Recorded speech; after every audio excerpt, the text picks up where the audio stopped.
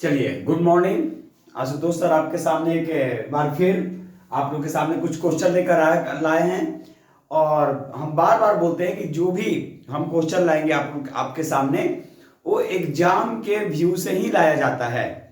ठीक है, तो चलिए हम लोग देखेंगे। इसमें बिना ऑप्शन हम कुछ क्वेश्चन रखे हुए हैं जिसको देखा जाए। पहला क्वेश्चन है कि भारत विभाजन के समय ब्रिटेन के प्रधानमंत्री कौन थे? तो याद रखिएगा, भारत विभाजन कह रहा है, तो भारत विभाजन के समय ब्रिटेन के प्रधानमंत्री क्लीमेंट एटली थे।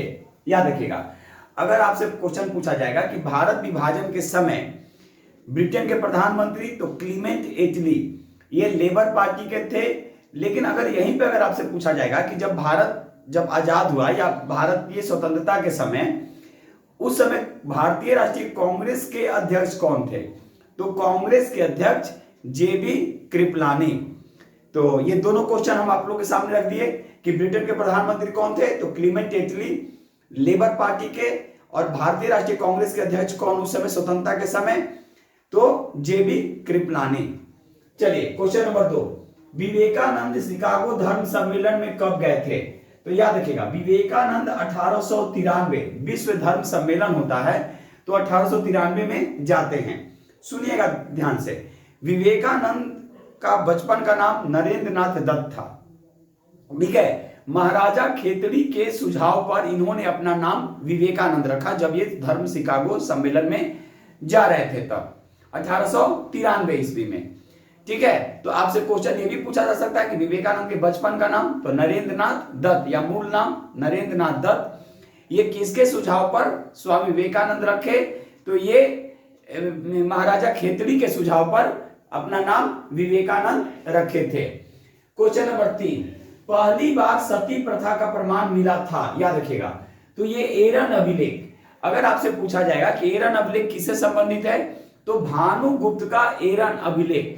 तो पहली बार सती प्रथा का जो प्रमाण जो मिला वो एरन अभिलेख से मिलता है, यानी भानुगुप्त के एरन अभिलेख से इसकी जानकारी मिलती है।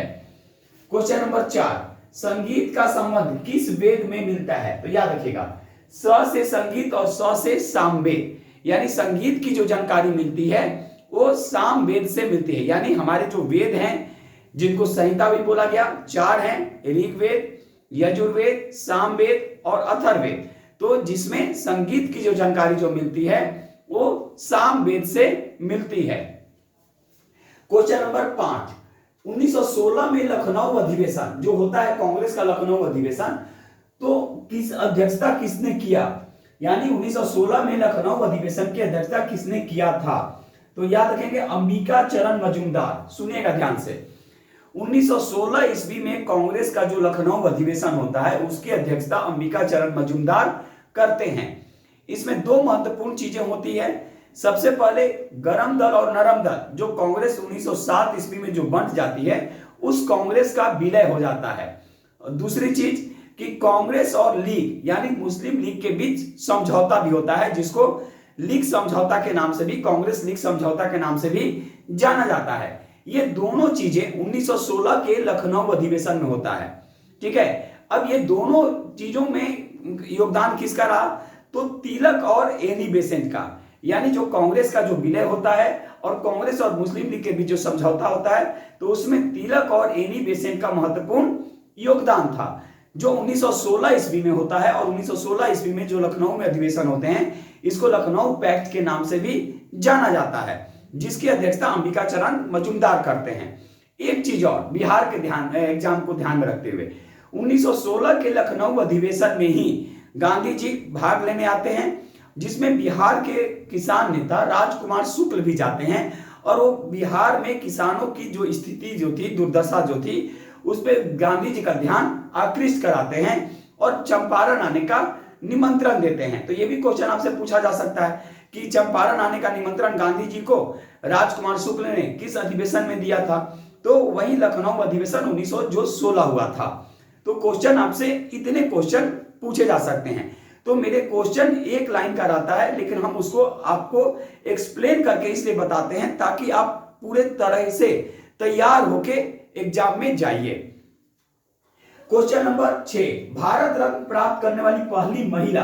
तो याद रखिएगा इंदिरा गांधी, ध्यान से सुनिएगा, भारत रत्न प्राप्त करने वाली पहली अगर महिला अगर आप पूछेगा तो इंदिरा गांधी। लेकिन एक क्वेश्चन यहाँ पे और भी पूछेगा आपसे कि जब भारत रत्न को जब दोबारा जो शुरू किया गया 1977 में जनता पार्टी की सरकार आती है और भारत रत्न को बंद कर दिया जाता है, लेकिन जब 1979 में पुनः कांग्रेस की सरकार आती है तो फिर से इसको शुरू करने का निर्णय लिए जाते हैं और 1980 में पहली बार, ठीक है, जब भारत रत्न जो दिया जा रहा है वो मदर टेरेसा को दिया जाता है। तो आपसे ये भी क्वेश्चन पूछा जा सकता है कि जब भारत रत्न को दोबारा शुरू किया गया तो किसको दिया गया, तो मदर टेरेसा को दिया गया। ये भी आप अपने ध्यान में रखेंगे। तो ये क्वेश्चन क्या था कि भारत रत्न प्राप्त करने वाली पहली महिला, तो ये है इंदिरा गांधी। क्वेश्चन नंबर 7, असहयोग आंदोलन वापस लेने का कारण क्या था?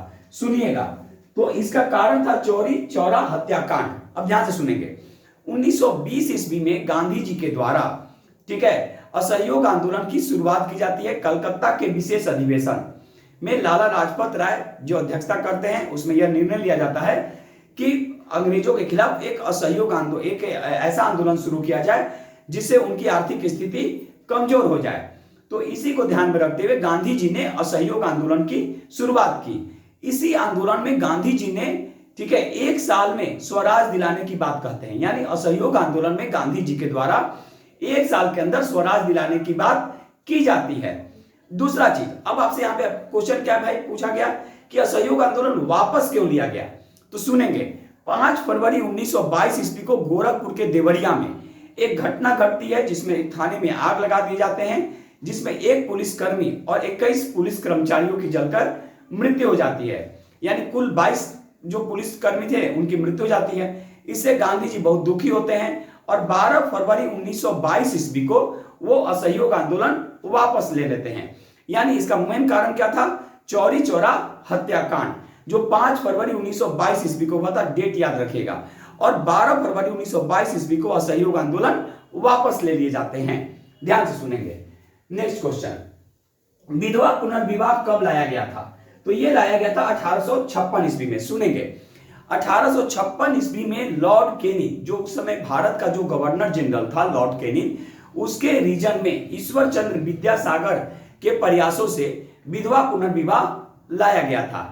यानी जो विधवा पुनर्विवाह जो लाया गया था, आपसे पूछा जा सकता है कब लाया गया?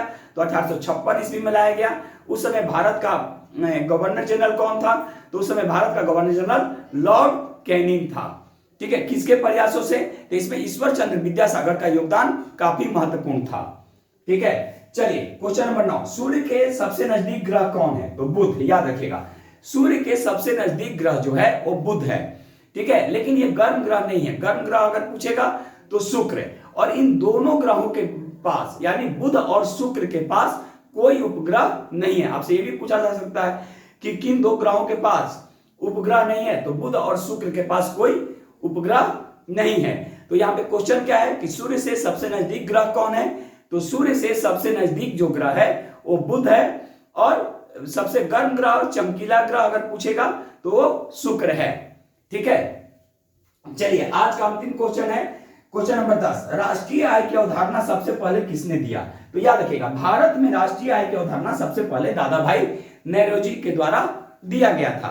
आपसे यह भी क्वेश्चन पूछा जा सकता है कि ग्रैंड ओल्ड मैन किसे कहा जाता है? तो ग्रैंड ओल्ड मैन दादा भाई नौरोजी को कहा जाता है। तो ये रहा आपके सामने 10 क्वेश्चन। जहां एक्सप्लेनेशन की जरूरत थी वहां हमने एक्सप्लेनेशन किया। हाँ, एक चीज और, दादा भाई नौरोजी को हम एक्सप्लेन करके पहले ही बता चुके हैं, आप मेरे पीछे वाले वीडियो में देख सकते हैं। तब तक आप लोग इस वीडियो को देखिए, समझिए, सुनिए, और लेकिन लिखेंगे जरूर।